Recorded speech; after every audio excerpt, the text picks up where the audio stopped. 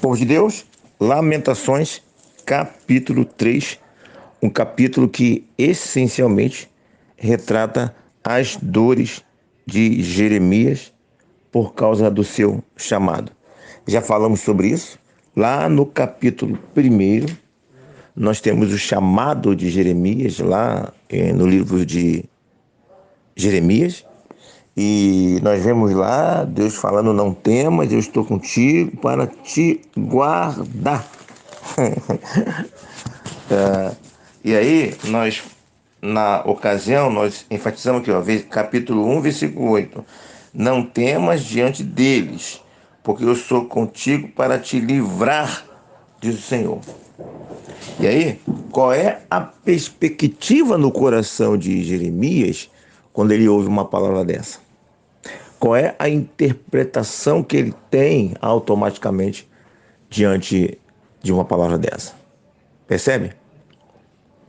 Então, nós o tempo todinho, nós já falamos diversas vezes, o tempo todinho, nós, direta ou indiretamente, nós vamos nos relacionando com Deus dentro de uma perspectiva humana, dentro de uma formatação humana, e isso faz parte da natureza humana.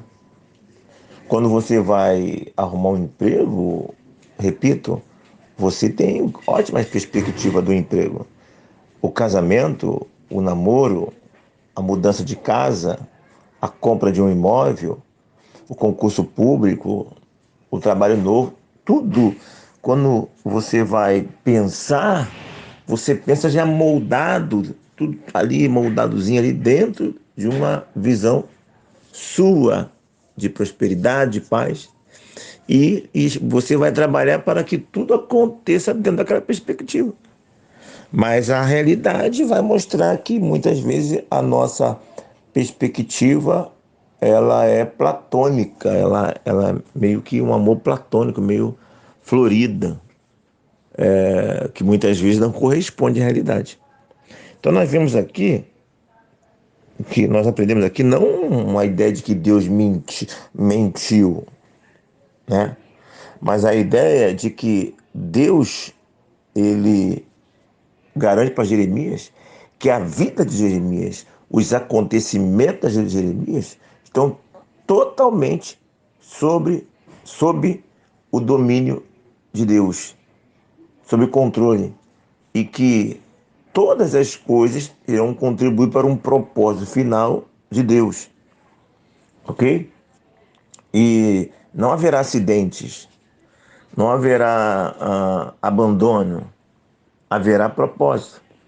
O problema é que o Jeremias, naturalmente, nós também seremos assim, nesses propósitos, ele só consegue ver perspectivas positivas. Até que se admite, sim, um probleminha aqui do lá, mas nunca dentro de uma proporção que Jeremias passou. Aquela minha velha comparação, né? Para nós, proteção, bênção, é Disney, é Beto Carreiro. A gente não consegue conceber proteção sendo levado para um médico para tomar injeção, uma bezetacil. Mas a bezetacil é proteção, entendeu? E no chamado de Jeremias, Deus se coloca como médico dele, como protetor, vamos dizer assim, e a gente vê que tem aí a bezetacil que ele nunca imaginava que ia tomar. Então, essencialmente, o capítulo vai falar das dores dele, do que ele passou no chamado dele. E meu irmão, minha irmã, a gente olha assim os profetas, né? Esses relatos assim, o quão longe nós estamos dessa realidade. O quão pequena são as nossas tribulações, nossas tentações. Olhando os relatos bíblicos, nós podemos afirmar categoricamente: nós não temos razão alguma para reclamar esse evangelho que nós vivemos hoje, que diferente de perseguição, de dores, É um evangelho, nós vivemos numa realidade onde nós temos garantias constitucionais, recorremos, processamos, podemos chamar a polícia em nosso favor, sabe? E mesmo assim, nós não vivemos como deveríamos viver. Percebe? Ao versículo 8: ainda quando clamo e grito, ele não admite a minha oração. Orava por ele e orava pelo povo. Silêncio de Deus. Fez-me, fez que me entregassem no coração as flechas das suas aljavas. Fui feito objeto de escárnio para todo o meu povo. Versículo 14. Olha que coisa interessante aqui no versículo 20. Minha alma continuamente os recorda e se abate dentro de mim. A alma que continuamente lembra, recorda, excesso de pensamentos, síndrome do pensamento acelerado. Isso causa o quê? Causa ansiedade, causa depressão. Então, ele continuamente, a alma dele, olha só, a alma dele é um sentimento, é algo incontrolado. Ele sente o corpo dele, ele tem sentimentos incontroláveis e negativos. Por quê? Porque tem depressão ali, tem ansiedade ali. Ele está passando por tudo isso continuamente. E isso o abate. Ok? E mesmo assim, nessa dor, o que ele faz? 21. Quero trazer à memória o que me pode trazer a esperança. Então, uma das formas que ele usou para combater todo aquele contexto de dor é trazer memórias para ele. Não, você vai passar. Você vai passar, estou na mão do Senhor. O Senhor falou que está comigo. Não aconteceu como eu estava imaginando, mas o Senhor está comigo. E está lutando diariamente ali, trazer a memória. Ok? Aí depois, então, ele vai falar de outras questões diversas, né? Sobre as misericórdias do Senhor que não tem fim, são contínuas. A partir do versículo 22, observe que quem tem fim não é misericórdia do Senhor. Quem tem fim é a nossa predisposição de mudança. Quando nós fechamos nosso coração com pedra, né? Como diz lá o provérbio 29. Então, o que determina o fim somos nós mesmos. Que ficamos com o coração tão petrificado, não tem como o coração petrificado não é um coração contrito, não vai confessar, não vai se arrepender. Percebe? Então, mas o Senhor não, o Senhor está sempre disposto a. Eu vou impor aqui o castigo, mas se houver arrependimento, contrição verdadeiro, as coisas mudam, mas nunca aconteceu. Aí, diante de tanta aquela desgraça, diante das perseguições que Jeremias estava passando, ele fala aqui no versículo 24: a minha porção é o Senhor. Já pregamos sobre isso. Você não precisa de toda a felicidade do mundo. Você só precisa de uma parte da felicidade do mundo. Você não precisa de todo o dinheiro do mundo, de toda a riqueza do mundo. Você só precisa de uma parte dessa riqueza. Você não precisa de todas as amizades do mundo. Você só precisa de parte dessa amizade que existe no mundo. Você não precisa de todos os carros do mundo. Você só precisa de parte desse carro, um carro para você. Você não precisa de todas as roupas. Você precisa só de parte da roupa. De todas as riquezas que existem no Brasil e no mundo, você só precisa de uma parte. Ou seja, você só precisa de uma porção. E quando essa porção que você precisa no mundo faltar, o que Jeremias está me ensinando aqui? A minha porção é o Senhor. Vai vir do Senhor a parte que eu preciso. Ele vai usar as circunstâncias, você vai trabalhar, você vai ser abençoado, Deus vai sempre usar vidas, mas quando o processo natural, por algum motivo, falhar, você tem o Senhor para te dar a sua parte. E eu sempre digo, volta e meia as pessoas buscam em alguém, no contato, essa porção. Ao invés de buscar no Senhor a porção, que lhe pertence, que ele é necessário, ele vai buscar porção no jeitinho brasileiro, na malandragem, na corrupção, no roubo, né? No contato geral, né? De maneira injusta, ok? Sua porção, a nossa porção é o Senhor. E aí vem, bom é o Senhor para que esperam nele. Às vezes a questão é esperar, né? Quando a ansiedade vem. Para a alma que busca, né? Você busca e descansa.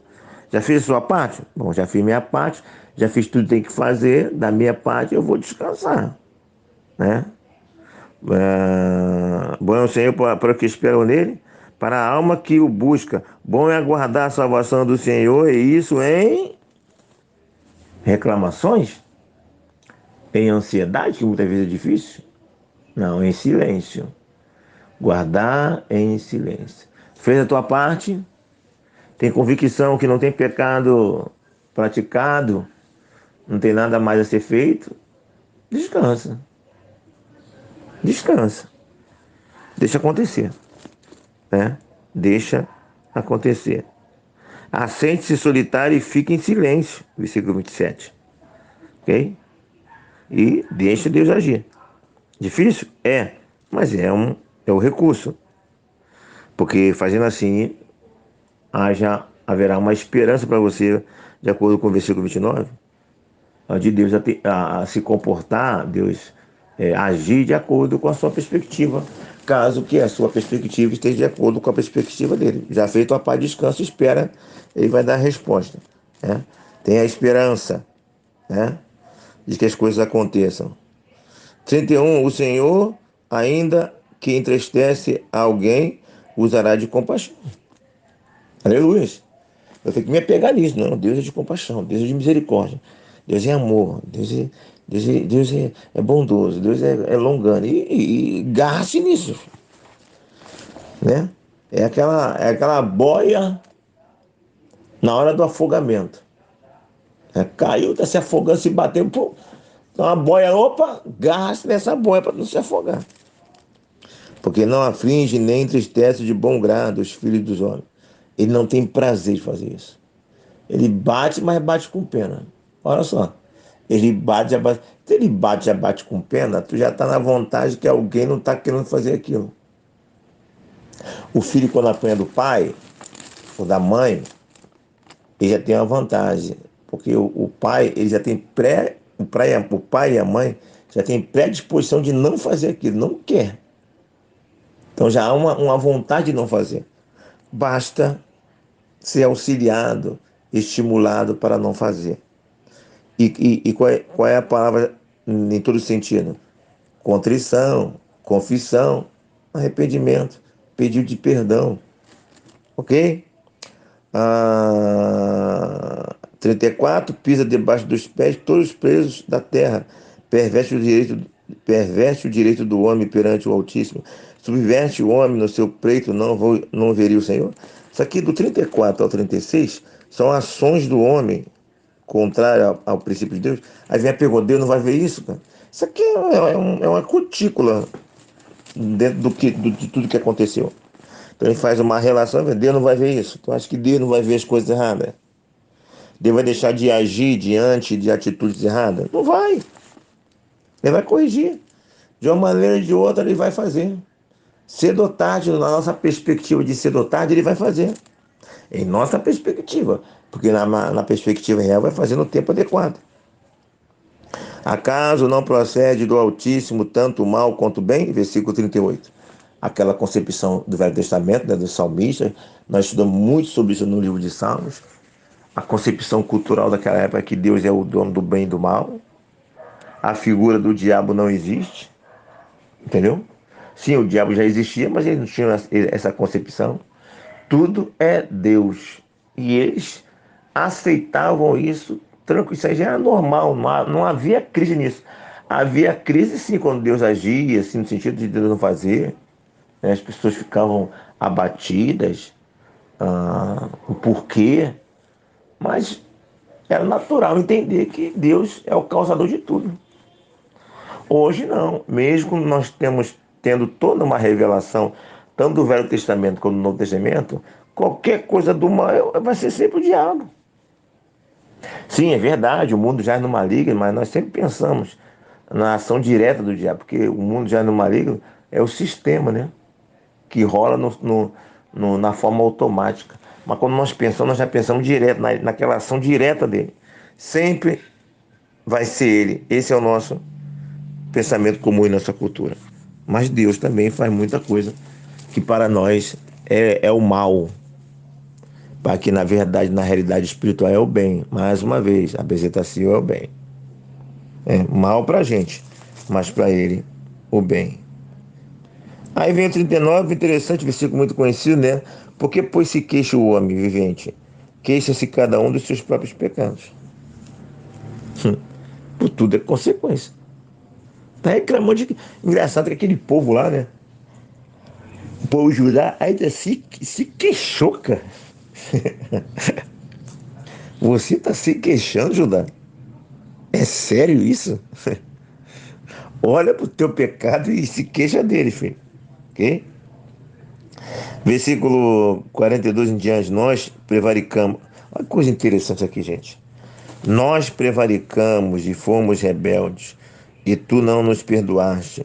Cobriste-nos de ira e nos perseguiste, e sem piedade nos mataste. De nuvem te cobriste para que não passe a nossa oração. Como cisco e refúgio nos puseste no meio dos povos. Todos os nossos inimigos abriram contra nós a boca. Eu achei curioso aqui o Jeremias está se incluindo no negócio. Isso é a prova de que ele pecou também? Não, mas pode ser aqui que indiretamente ele está confessando, ou então está tendo um ato falho. Pode ser também. E aqui pode ser também que se tenha uma resposta humana, dentro de uma justificativa humana, do porquê Jeremias, Deus deixou, ou até mesmo fez Jeremias passar aquelas dores. Ele pode ter pecado, errado em alguns pontos no seu chamado. Mesmo que ele não tenha escrito, registrado isso diretamente, isso pode ter acontecido. E aqui, em um ato falho, ou até indiretamente mostrando, reconhecendo, ele fala: eu também tenho culpa nisso, de alguma maneira eu também errei. Aí pode ser aí uma resposta para a dor dele. E é bem verdade também que essa resposta pode ser mais uma forma de nós formatarmos a Deus, porque nós queremos ter sempre a justificativa para Deus agir. Poxa, Jeremias foi chamado, Deus falou que ia estar com ele, ele passou tudo aquilo, aí eu preciso ter uma resposta lógica para isso. E a resposta mais lógica é pecado, é consequência que ele pecou. Mas nós não podemos deixar também de lembrar de que o próprio Deus declara que Jó nunca tinha pecado. Assim, pecado no sentido assim, pecado, né, nunca tinha pecado, é muito difícil de entender dessa maneira. Diga assim, aquilo que era básico, aquilo que se espera de todo ser humano, Jó fazia. Então não havia motivo para ele passar por aquilo. Então, há relatos, sim, de profetas de Deus que não fizeram nada de errado, no sentido que se espera que ele fizesse, do chamado dele, e mesmo assim ele pagou um preço, tá? O próprio Cristo foi o preço maior que pago, entendeu? Então Jeremias pode ter feito tudo direitinho como Deus mandou, e mesmo assim Deus tinha propósito de deixar ele passar por aquela situação, ou de repente também ele deu umas vaciladas ali no caminho, e por consequência ele teve aquele sofrimento. E pode ser que nesse versículo aqui haja essa revelação. São apenas conjecturas, ok? Capítulo 48: dos meus olhos se derramam torrente de águas por causa da destruição da filha do meu povo. Ele pregou, o povo não atendeu, ele ficou com raiva, ele ficou compassivo, ele sofreu por causa do seu povo, o povo que perseguia ele. Ele foi capaz ainda de amar chorar a destruição, a dor de seus perseguidores. Que coisa, hein? Quem consegue fazer isso hoje, hein? A pessoa te persegue, te faz mal, aí tu vê as coisas ruins acontecendo a ela, aí você fica com dó. Puxa, bicho, fulano tá passando isso, oh meu Deus, tem misericórdia dele. Ou normalmente a pessoa se alegra e fala, tá vendo? Tá vendo? Foi mexer com o servo do Senhor, foi mexer com a serva do Senhor. Tá vendo? Mas Deus é justo.